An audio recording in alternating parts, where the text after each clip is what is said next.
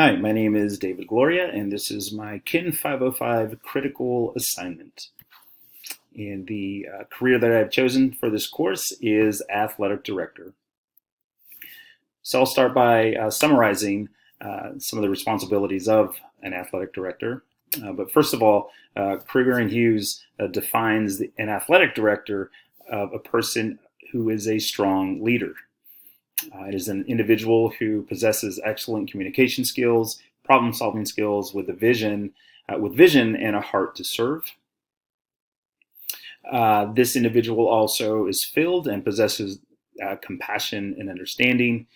And on a day-to-day, week-to-week, season-to-season, year-to-year basis, they set policies, create procedures, establish vision and a mission for the athletic department. And some of those duties include the hiring of staff and coaches, the scheduling of games and events, ordering equipment for teams, promoting events, matches, and meets, and budgeting and allocating funds and facilitating operations, as well as keeping track of any policy changes from the school board or from organizations such as the California Scholastic Federation. My leadership style is that of a servant leader. According to Greenleaf, servant leadership is being attentive and focused on the relationship between leader and followers. Servant leaders show concern for, nurture, and know and pursue the needs of his or her followers. So I've underlined in bold print relationship and pursue the needs. I believe that a servant leader must engage with those who are around them. So if an athletic director hires an assistant athletic director, the coaches that he interviews and hires, the community that the athletic director might reach out to for fundraising purposes.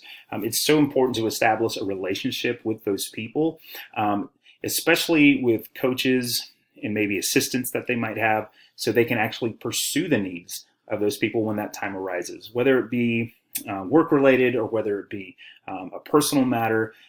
It's very important for a servant leader to establish relationship for the purpose of pursuing the needs of those that work underneath or alongside of him or her. And also, a core attribute is serving first, leading second. And so I actually believe that when we, as a servant leader, are able to lead by serving, we are doing that. We are leading second and serving first. And so I believe those are very important aspects of servant leadership, which I would love to take into my career as an athletic director. Jesus said to his future disciples, "Follow me and I will make you fishers of men." That comes out of Matthew 4:19. And I believe that Jesus was not just randomly picking people to do the work of the Father. He was specific in who he was recruiting so that he could establish a relationship with them. This was going to take sacrifice on his part. This was going to take a lot of time, and he was going to have to do it in love because Jesus, being God, knew what he was going into. And so an imperfect world with a lot of imperfect people, Jesus himself being perfect, was going to have to do this all in love. And so again, I believe that this is an aspect of an athletic director. The people that he wants, the people he or she wants that I would like to have, again, are people who I would want to engage in a relationship with, business relationship, so I could pursue needs, which would entail sacrifice, which would entail time, and doing this in love. Leadership strategy. Level 5 leader strategy is something I was very drawn to through the text and through studying in this course. Collins says that it's the quality and dimension of this type of leader or leadership that goes from good to great. And I think that as an athletic director, let's say you go into a school with a bad athletic program. Well, you want to go from bad to good. And if you go somewhere where it's already good, you want to go from good to great. And I think it's just the philosophy of wherever you are, you want to make it better. And so I think that this is so important for athletic directors these days because there are so many schools, private, charter, public, who are vying for student enrollment. And so as an athletic director, if we can make our program go from good to great or great to excellent. That's just going to be one more thing our school is going to have to be able to highlight our school. And so I think this is a great dimension of an athletic director with this sort of strategic leadership. And also having this unwavering commitment to problem solving. Athletic directors are going to run into conflict every day, every week, every month, whether it be budgeting, whether it be scheduling, or whether it be interpersonal with somebody on the team, somebody within the department. So having an unwavering commitment to problem solve is something that is going to have to come out and have to be developed and used by an athletic director, maybe on a week-to-week basis. And so that is very important.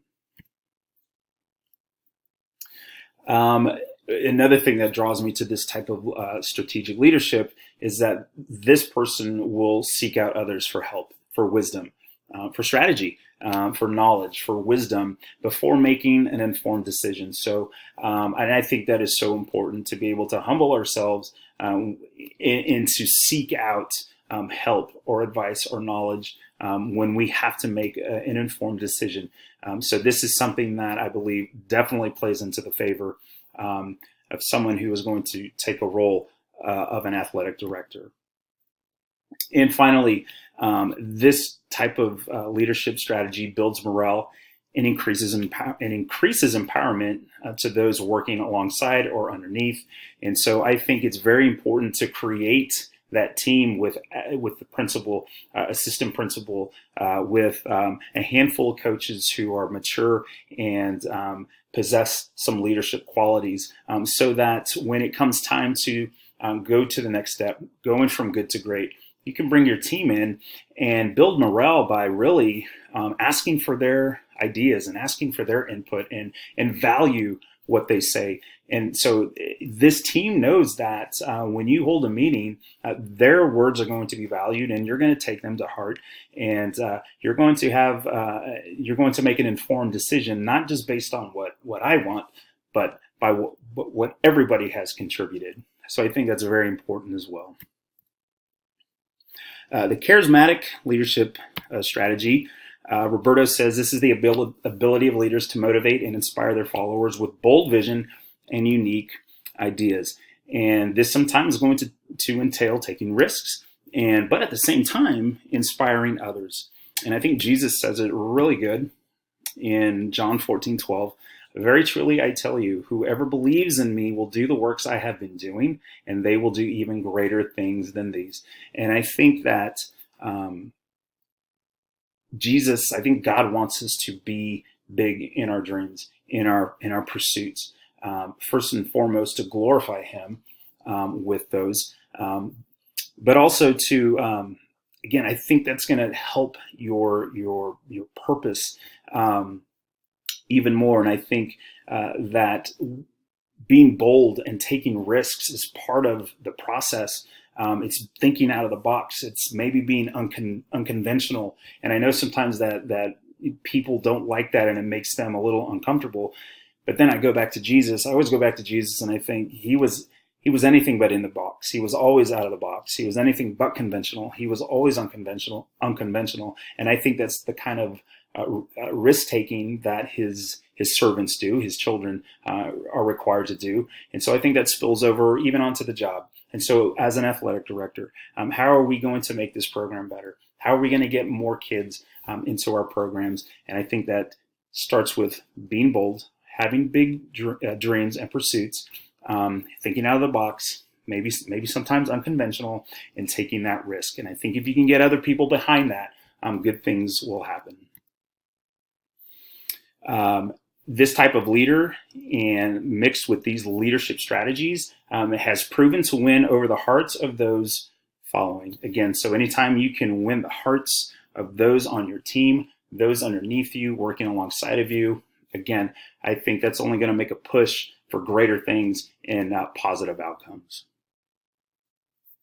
Ethical issues are a part of the athletic director's job.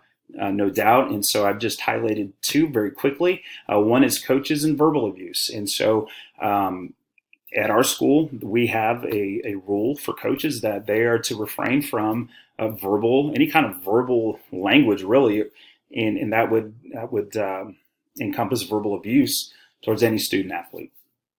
And there was one particular case where we had a student who felt like they were being verbally abused, and so they brought it to our athletic director's attention.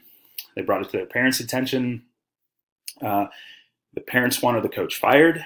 This coach was a very decorated coach, a lot of championships, a lot of success, but they wanted him gone, or they were going to take their kid and go somewhere else. And so the athletic director reached out, committed to how am I going to resolve this problem? Called everyone into a meeting, me being the sports medicine director. He also wanted me there. And so we came to a resolve.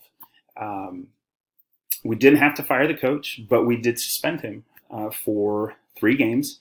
He apologized to the parents. He apologized to the student. And said he would definitely change his ways and would be grateful if he were given another opportunity to actually work with this student.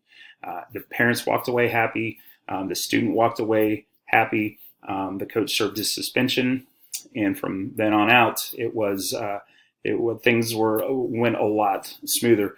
And this student and this coach ended up having a really good relationship. And so I think that's part of that athletic director not making a knee-jerk decision, but reaching out to others first to see what he might do. But we had to make an ethical decision. There it was in the bylaws that our school rules. This was not acceptable. So some consequence had to be laid down, and we were able to do it in a way that satisfied everyone, but also kept to our ethical and moral standards. A second ethical issue was we had a Division I bound female basketball player who was being looked at by 2 or 3 colleges. And unfortunately, when our grade check came in, the athletic director noticed that she was not academically eligible. Her grades had dropped below what our standard. So the athletic director had to notify the coach. The coach had to notify the athlete. Athlete notified the parents. And so very quickly there was a meeting at the parents' request. They were disappointed that their daughter had let her grades slip.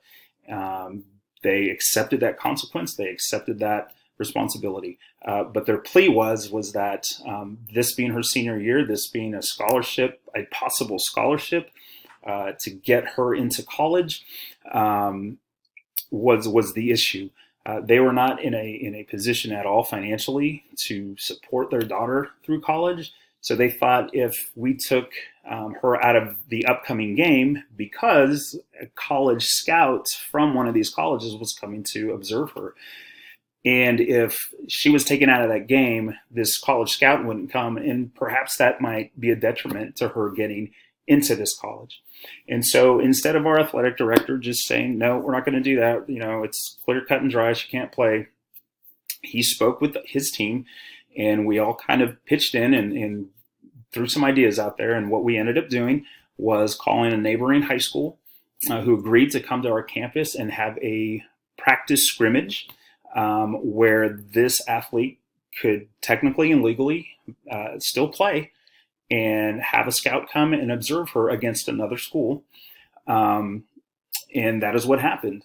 So it wasn't a game. So everything fell in line with our ethical standards. The scout came, observed her, and the parents were happy. The student was happy. Again, we were able to, with a private meeting and then the athletic director coming to a resolve to make things work. But we still had to, stand at we still had to make these decisions based on our ethical standards. So this concludes my presentation, the career of athletic director, level 5 in charismatic leadership strategy under the umbrella of a servant leader. This is the picture of Jesus washing the disciples' feet. And he says, now that I have washed your feet, I want you to do this to one another. Serve one another in love. So thank you for your time. God bless.